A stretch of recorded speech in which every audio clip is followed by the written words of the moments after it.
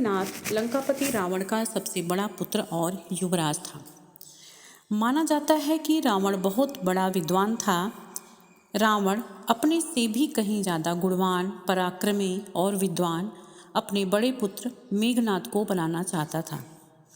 धर्म ग्रंथों के अनुसार अपने पुत्र को सबसे ज़्यादा शक्तिशाली और अजर अमर बनाने की कामना को लेकर त्रिलोक विजेता रावण ने उसके जन्म के समय सभी देवताओं को एक ही स्थान अर्थात 11वें घर में मौजूद रहने के लिए कहा था। लेकिन भगवान शनिदेव ने रावण की आज्ञा का पालन नहीं किया और 12वें घर में जाकर बैठ गए, जिससे मेघनाद अजर अमर न हो सके। एक बार ऋषि अगस्त्य ने भगवान राम के दरबार में कहा कि रावण के पुत्र मेघनाद को स्वयं राम भी नहीं मार सकते थे, उन्हें तो केवल लक्ष्मण ही मार सकते थे। आइए जानते हैं कि ऋषि अगस्त्य ने ऐसा क्यों कहा। मेघनाद को केवल लक्ष्मण ही क्यों मार सकते थे। मेघनाद बहुत ही प्रबल एवं शक्तिशाली योद्धा था। उसके जन्मोपरांत ही सृष्टि के संपूर्ण मेघों ने रोते हुए एक समान नाद किया था। तत्पश्चात उसका नामकरण मेघनाद हुआ। उसके पास नागपाश रूपी ऐसा शस्त्र था जिससे वह अदृश्य होकर राम लखन सहित पूरी सेना पर बादलों के पीछे छुपकर वार कर सकता था। वह भली भांति जानता था कि संसार में किसी भी साधारण मनुष्य के हाथों उसका वध संभव नहीं है। धर्म और अधर्म के बीच युद्ध की समाप्ति के उपरांत भगवान श्री राम के राज्याभिषेक में सम्मिलित अनेक तपस्वी ऋषि मुनि भगवान राम से मिलने व आशीर्वाद देने वहाँ पर उपस्थित हुए। उस समय मुनि अगस्त्य ने प्रभु श्री राम से कहा, राम, आपने रावण व कुंभकर्ण को मारा जो अति दुर्लभ था, लेकिन अधिक विषाद संग्राम लक्ष्मण ने मेघनाद से किया था। मेघनाद का वध सबसे ज़्यादा विषम था। गुरु के वचनों को सुन प्रभु श्री राम अचंभित हो गए, क्योंकि वे मेघनाद की प्रबलता व उसके वरदान से अनभिज्ञ थे।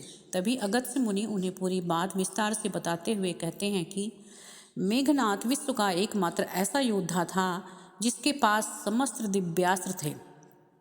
तीनों महास्त्र, ब्रह्मा, नारायणास्त्र व महादेव का पाशुपास्त्र भी था। उसे वरदान प्राप्त था कि उसके रथ पर रहते हुए कोई उसे परास्त नहीं कर सकता। इसी कारण उस समय संसार में केवल वही एक योद्धा था जिसने अति महारथी होने का स्तर प्राप्त किया था। उसने स्वयं भगवान रुद्र से युद्ध की शिक्षा प्राप्त की और समस्त शास्त्र प्राप्त किए। उसकी शिक्षा प्राप्त होते ही रुद्र ने स्वयं ही कहा कि उसे इस संसार में कोई पराजित नहीं कर सकता, किंतु उसका वध केवल लक्ष्मण के ही हाथों संभव था। महर्षि के मुखवाणी से मेघनाद का ऐसा वर्णन सुनकर भगवान राम विस्मित रह गए और बोले, लक्ष्मण निसंदेह महाप्रचंड योद्धा है और उनके पास भी विश्व के सारे दिव्यास्त्र थे, किंतु उसे पशुपतास्त्र का ज्ञान नहीं था, जिसका ज्ञान सिर्फ मेघनाद को था। फिर भी लक्ष्मण किस प्रकार मेघनाद का वध करने में सफल रहे। आप ऐसा क्यों कह रहे हैं कि केवल लक्ष्मण ही उसका वध कर सकते थे। इस पर अगस्त्य मुनि ने कहा कि आपका कथन सत्य है। जितने दिव्यास्त्र मेघनाद के पास थे उतने ही लक्ष्मण के पास थे, किंतु मेघनाद को एक वरदान प्राप्त था। एक बार देवासुर संग्राम में रावण को इंद्र द्वारा बंदी बना लिया गया था। तब मेघनाद ने अपने पिता की रक्षा हेतु इंद्र को ही बंदी बना लिया और उन्हें लंका ले आया। इसीलिए मेघनाद को इंद्रजीत के नाम से भी जाना जाता है। जब इंद्र को मुक्त कराने के लिए ब्रह्मा जी उसके द्वार पर पधारे तो ब्रह्मा से उसने एक वरदान रूपी अपेक्षा पूर्ण करने को कहा और अपने प्राणों की रक्षा व अमर रहने हेतु उसने यह वरदान मांगा कि मुझे वही मार सकेगा जिसने 14 वर्षों तक ना तो भोजन ग्रहण किया हो, ना ही किसी स्त्री का मुख देखा हो और ना ही निद्रा का आहार ग्रहण किया हो, अर्थात 14 वर्षों तक सोया ना हो। उसके इस वरदान की मांग को पूर्ण कर ब्रह्मा जी ने इंद्रदेव को मेघनाद की कैद से मुक्ति प्रदान की। श्री राम बोले, मैं वनवास काल में 14 वर्षों तक नियमित रूप से लक्ष्मण के हिस्से का फल फूल देता रहा। उन्होंने कहा कि मैं सीता के साथ एक कुटी में रहता था। बगल की कुटी में लक्ष्मण रहते थे। फिर सीता का मुख भी न देखा हो और 14 वर्षों तक सोए न हो, ऐसा कैसे संभव है। अगस्त्य मुनि सारी बात समझकर मुस्कुराए। प्रभु से कुछ छिपा है क्या भला। प्रभु श्री राम को तो सब कुछ पता था। दरअसल सभी लोग सिर्फ श्री राम का ही गुणगान करते थे, लेकिन श्री राम चाहते थे कि लक्ष्मण के तप और वीरता की भी चर्चा हो। अगस्त्य मुनि ने श्री राम से कहा, क्यों न लक्ष्मण जी से ही यह पूछ लिया जाए। लक्ष्मण जी आए तो राम जी ने कहा कि आपसे जो पूछा जाए उसे सच सच कहिएगा। प्रभु ने पूछा, हम तीनों 14 वर्ष तक साथ रहे, फिर तुमने सीता का मुख कैसे नहीं देखा? फल दिए गए, फिर भी अनाहारी कैसे रहे और 14 वर्षों तक सोए नहीं, यह कैसे हुआ?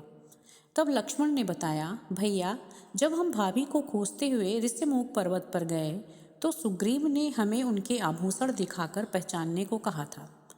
आपको स्मरण होगा, मैं उनके पैरों के आभूषण के अलावा कोई अन्य आभूषण नहीं पहचान पाया था, क्योंकि मैंने कभी भी उनके चरणों के ऊपर देखा ही नहीं। 14 वर्ष तक नहीं सोने के बारे में लक्ष्मण ने कहा कि आप और माता एक कुटिया में सोते थे। मैं रात भर बाहर धनुष पर बाण चढ़ाए पहरेदारी में खड़ा रहता था। निद्रा देवी ने मेरी आंखों पर पहरा करने की कोशिश की तो मैंने निद्रा को अपने बाणों से बेध दिया था। निद्रा ने हार कर स्वीकार किया कि वह 14 साल तक मुझे स्पर्श नहीं करेगी।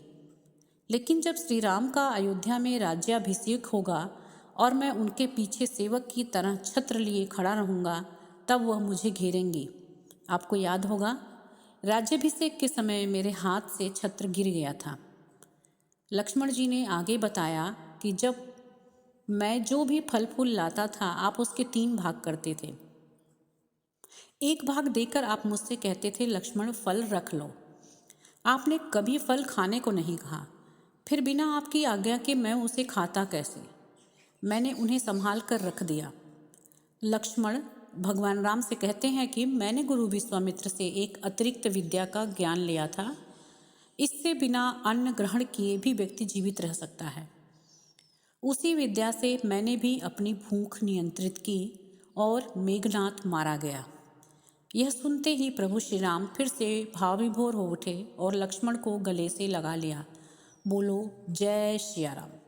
दोस्तों, आपको ये कथा कैसी लगी कृपया कमेंट करके ज़रूर बताएं।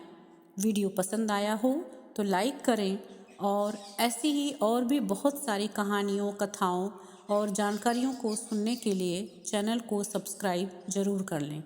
धन्यवाद।